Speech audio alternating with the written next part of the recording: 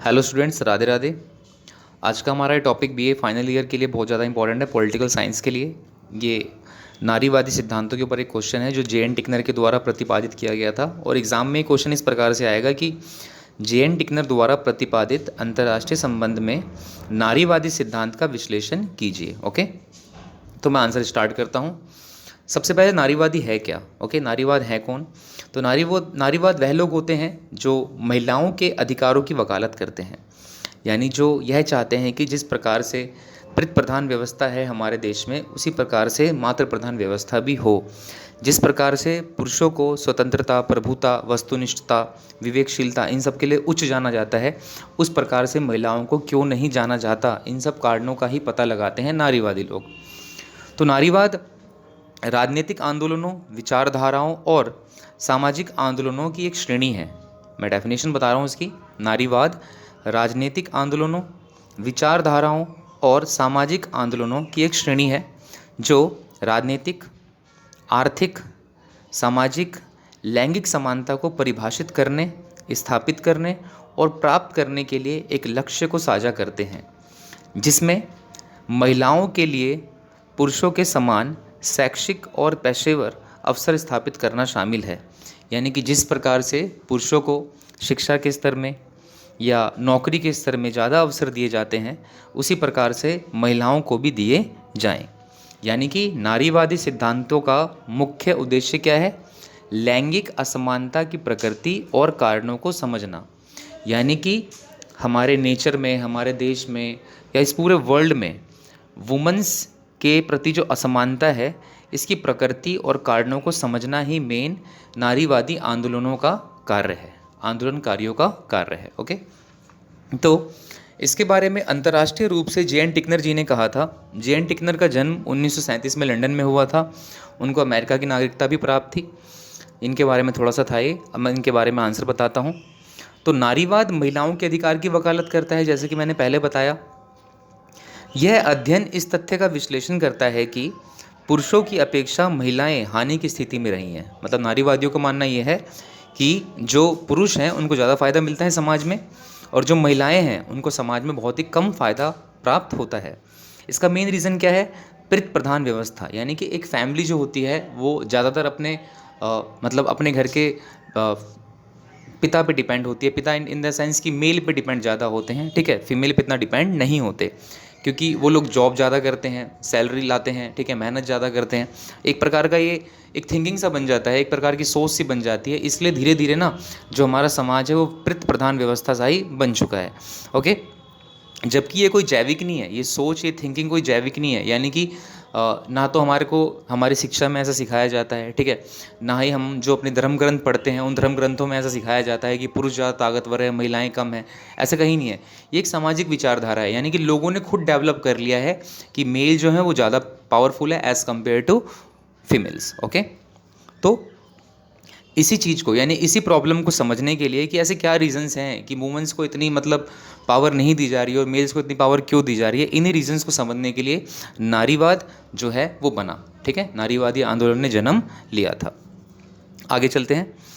तो नारीवादियों के अध्ययन विषय का केंद्र बिंदु लिंग है, यौन का प्रश्न नहीं है। कहने का मेरा अर्थ ये है कि जो नारीवादी हैं वो पुरुष और महिलाओं के शरीर की बनावट से उनको कोई लेना देना नहीं है कि कौन ताकतवर है, कौन कमज़ोर है, कौन कितने घंटे काम कर सकता है, कौन कितने कम घंटे काम कर सकता है। ऐसा कोई कुछ नहीं है, ठीक है। इनका मेन कारण क्या है? स्वतंत्रता, प्रभुता, वस्तुनिष्ठता और तार्किक क्षमता या विवेकशीलता, ठीक है। इनका मेन रीज़न ये है कि दोनों ही वर्गों को, पुरुषों को और महिलाओं को, समान स्वतंत्रता प्राप्त हो, समान प्रभुता प्राप्त हो, समान वस्तुनिष्ठता और तार्किक क्षमता के हिसाब से उनको माना जाए। ओके, सभी क्षेत्रों में। और उनको शिक्षा के स्तर पे, पेशे के स्तर पे, राजनीतिक स्तर पे, आर्थिक स्तर पे, सभी स्तर पे पुरुषों के समान ही वरीयता उनको दी जाए, ठीक है। तो इसके बाद थोड़ा सा आगे बढ़ते हैं हम इसी क्वेश्चन में। तो नारीवाद का एक प्रमुख उद्देश्य यह सुनिश्चित करवाना भी है कि आर्थिक और राजनीतिक प्रक्रियाओं में महिलाओं को अनावश्यक भागीदारों के रूप में मान्यता प्राप्त हो। यदि ऐसा हो जाता है तभी वह सामाजिक निर्णय निर्धारण प्रक्रिया में पुरुषों के समान भूमिका निभा सकेंगी।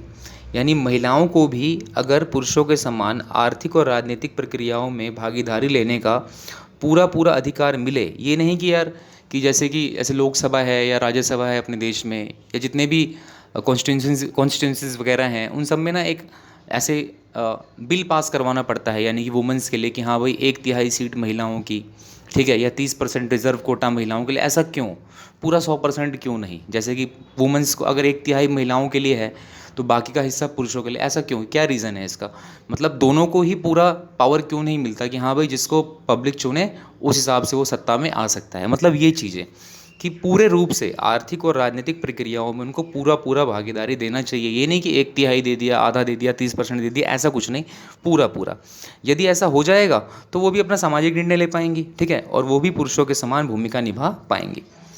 महिलाओं की अब तक होती रही अवहेलना, मतलब जो अभी तक अवहेलना हुई है महिलाओं की, और लैंगिक अन्याय को समाप्त करके ही अंतर्राष्ट्रीय संबंध के नारीवादी उपागमों के विद्वान वैश्विक राजनीति की बेहतर समीक्षा कर पाएंगे। यानी कि अगर ये अपमान पूरे विश्व में से ख़त्म हो जाए, यानी कि जो महिलाओं और पुरुषों में जो एक अंतर डिफरेंस देखा जाता है, अगर इसे ख़त्म कर दिया जाए तो हम और पूर्ण रूप से क्या हो सकते हैं? विकसित हो सकते हैं। तभी वैश्विक कार्यसूची में महिलाओं की चिंता और उनके योगदान को प्रभावी बनाया जा सकेगा। ओके, थोड़ा सा और आगे चलते हैं।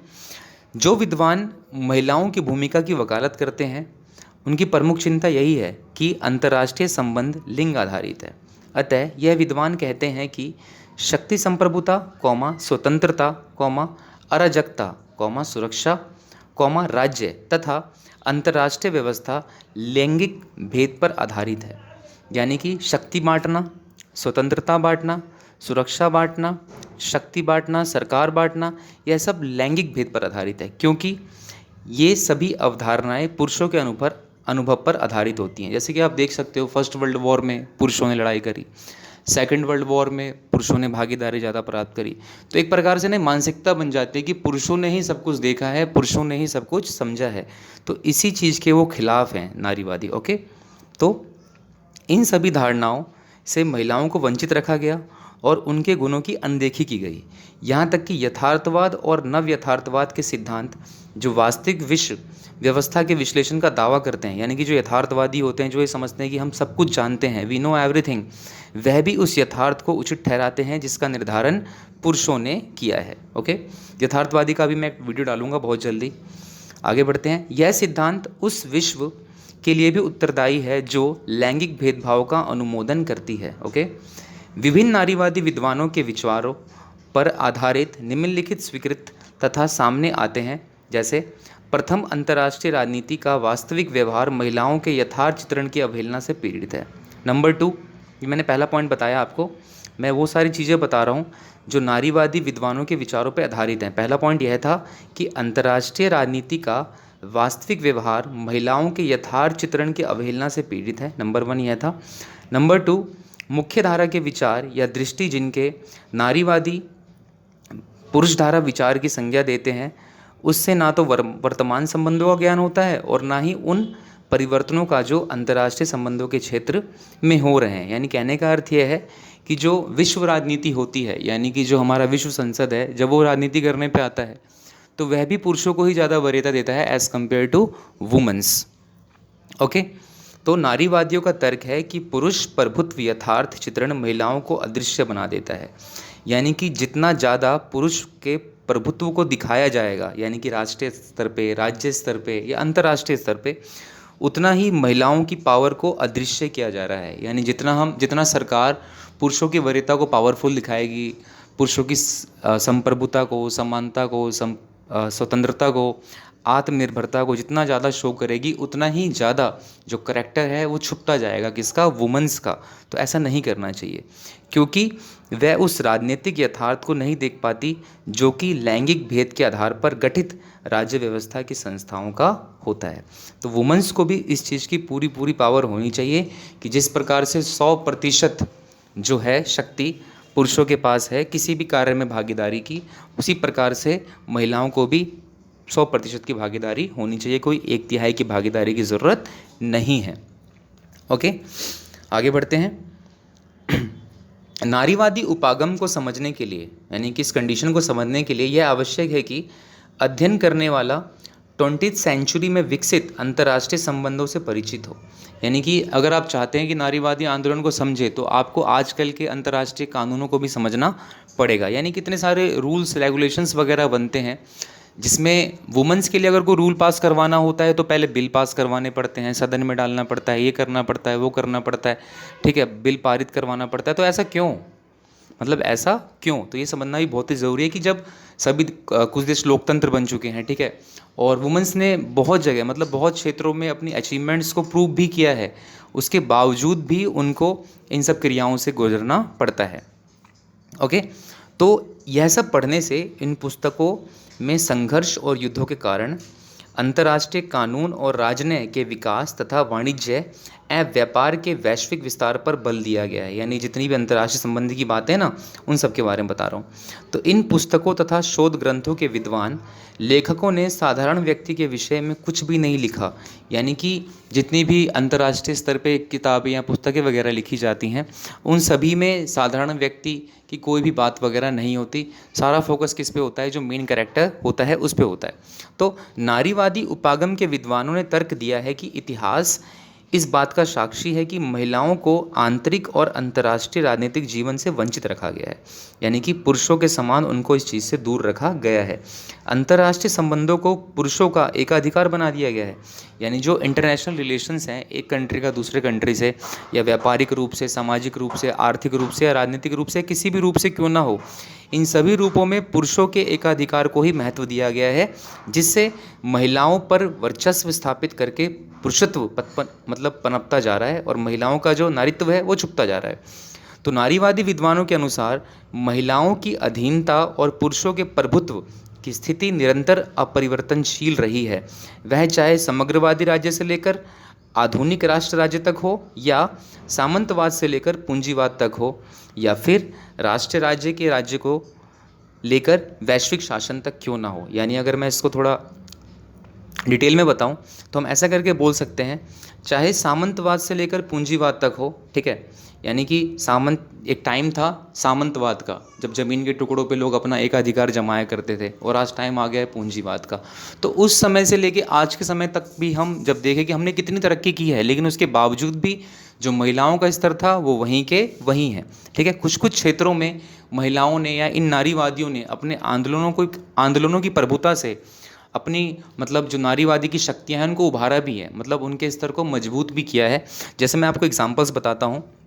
ओके, नारीवादियों का मत है कि संरचनात्मक परिवर्तनों से महिलाओं को सशक्तिकरण का लाभ प्राप्त हुआ है, यानी कि उनको भी पावर मिली है। अतः नारीवादी विद्वान महिलाओं के सशक्तिकरण के विविध रूपों का विश्लेषण करते हैं। जैसे महिलाओं के सशक्तिकरण को विशेषकर इस संदर्भ में देखा जाता है कि जब वे उनके उच्च पदों पर, जैसे कि मान लो किसी देश के राष्ट्रपति बनना, प्रधानमंत्री बनना, विदेश मंत्री बनना, राजदूत बनना तथा अनेक संगठनों के अध्यक्ष पदों पर आसीन होना। जैसे कि फॉर एग्जांपल श्रीलंका में श्रीमती चंद्रिका कुमारतुंग थी, इंडोनेशिया में श्रीमती अयोयो राष्ट्रपति रहीं, भारत में श्रीमती इंदिरा गांधी जी प्रधानमंत्री रहीं, ब्रिटेन में मार्गरेट थैचर जी रहीं, पाकिस्तान में प्रधानमंत्री रही बेनजीर भुट्टो जी, ठीक है, जो कि जुल्फ़िकार अली भुट्टो जी की पुत्री थी। उसके बाद श्रीलंका में सिरिमोवो भंडार नायके रहीं, ठीक है। बांग्लादेश में शेख हसीना रहीं और बेगम खालिदा जिया भी रहीं। इजराइल में गोल्डा मेयर प्रधानमंत्री रह चुकी हैं। भारत की श्रीमती विजयलक्ष्मी पंडित संयुक्त राष्ट्र संघ की महासभा की प्रथम महिला अध्यक्ष बनी, ठीक है। उसके बाद सन 2006 में महासभा ने चौथी महिला अध्यक्ष भी चुनी। उसके बाद श्रीमती बेटी बुथरायड ब्रिटिश कॉमन सभा की पहली स्पीकर बनी। ओके, 2007 में अमेरिका में पहली बार एक महिला नैन्सी जे पेलोसी प्रतिनिधि सभा की स्पीकर बनी, ठीक है। उसके बाद भारत में अनेक राज्यों की महिला राज्यपाल रही, जैसे कि श्रीमती सरोजिनी नायडू, और अनेक राज्यों के मुख्यमंत्री पद पर महिलाएं शोभित रही, जैसे कि पुराने टाइम में सुचेता कृपलानी उत्तर प्रदेश में, और श्रीमती जयललिता जो हाल फिलहाल में तमिलनाडु की सीएम थी, ठीक है। और राजस्थान में श्रीमती वसुंधरा राजे सिंधिया, ठीक है। और दिल्ली में श्रीमती शीला दीक्षित जो मुख्यमंत्री रही, तथा उत्तर प्रदेश में श्री मायावती जो मुख्यमंत्री थी। इन सभी उदाहरणों का उद्देश्य यह दर्शाता है कि उच्च राजनीतिक और राजनयिक पदों पर पुरुषों का एकाधिकार समाप्त हो रहा है और महिलाओं का तेजी से सशक्तिकरण हो रहा है, यही नारीवादियों का आंदोलन का उनको फल मिला। इसके कारण यह आवश्यक हो गया है कि नीति निर्धारण और नीति क्रियान्वयन में महिलाओं की भूमिका का अध्ययन किया जाए कि वह लोग किस प्रकार से अपने कार्य को संभाल रहे हैं, किस रूप से अपने काम को बेहतर तरीके से वो कर रहे हैं पुरुषों के तुलना में। ऐसी आशा व्यक्त की जा रही है कि महिलाएं अंतर्राष्ट्रीय संबंधों में बल प्रयोग का विरोध करेंगी तथा मानव अधिकारों का अधिक समर्थन करेंगी। ठीक है, यानी कि ओवरऑल हम इस क्वेश्चन के पॉइंट ऑफ व्यू से अगर इसका आंसर देखें तो जितने भी नारीवादी आंदोलन है वह नारीवादी आंदोलन करता है वह सिर्फ यही चाहते हैं कि जिस प्रकार से पुरुषों को इस पितृ प्रधान व्यवस्था के अंतर्गत बहुत ज़्यादा वरीयता दी जाती है, ठीक है, 100% किसी भी कार्य में, चाहे वो सामाजिक हो, आर्थिक हो, राजनीतिक हो, धार्मिक हो या सांस्कृतिक हो, सबसे पहले पुरुषों की ही जगह वहाँ पर फिक्स होती है। और वुमेंस के लिए फिर कैटेगराइज किया जाता है कि 1/3 सीट मिलेगी या 2/3 सीट मिलेगी। तो ऐसा क्यों, ऐसा क्या रीज़न है? ठीक है, तो नारीवादी इस पे भी जोर देते हैं कि ये सारी जो चीज़ें पैदा हुई हैं ये सामाजिक विचारधाराओं के ऊपर है, यानी कि हम लोगों ने ही पैदा करी है, मनुष्य ने ही पैदा करी है, समाज के उच्च वर्गों ने ही पैदा करी है और सरकार भी टाइम टाइम पे इनका साथ देती है। तो ऐसा क्यों किया जा रहा है? ऐसा क्यों नहीं किया जाता कि जिस प्रकार से पुरुषों को संपूर्ण वरीयता दी जाती है उस प्रकार से महिलाओं को भी इन कार्यों में संपूर्ण वरीयता दी जाए, और ऐसा हो तभी अंतर्राष्ट्रीय संबंध, अंतर्राष्ट्रीय राजनीति और ज़्यादा प्रखंड और ज़्यादा मजबूत हो पाएगी। ओके, राधे राधे।